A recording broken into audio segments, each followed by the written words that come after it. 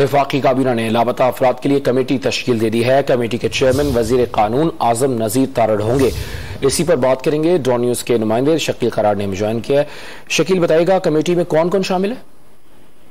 इस हवाले से इंटीरियर मिनिस्ट्री ने जो नोटिफिकेशन जारी किया तो उसके मुताबिक वफाकी काबीना ने लापता अफराद के हवाले से जो है वो कमीशन तश्कील दे दी है कैबिनेट के मुताबिक, जिसमें कमेटी के चेयरमैन जो है वजीर कानून आजम तारड़ होंगे, जबकि उनके साथ साथ वजीर दाखिला राना सनाउल्लाह, वजीर मवासलात असद महमूद शाजिया मरी, दफाई अमूर, जबकि साथ में जो है मेम्बरान इसमें शामिल होंगे। इंटीरियर मिनिस्टर ने बाकायदा तौर पर इसका नोटिफिकेशन जारी कर दिया और कमेटी अपनी जरूरत के मुताबिक किसी को भी इस कमेटी का मजीद जो है उसमें रुकन बनाना चाहे तो बना सकती है। इस वाले से इंटीरियर मिनिस्ट्री को हिदायत दी गई है वो तमाम जो कमीशन है उसकी फैसिलिटेशन के लिए जो है बाकायदा तौर पर उनको सहूलियत फराहम करेगी।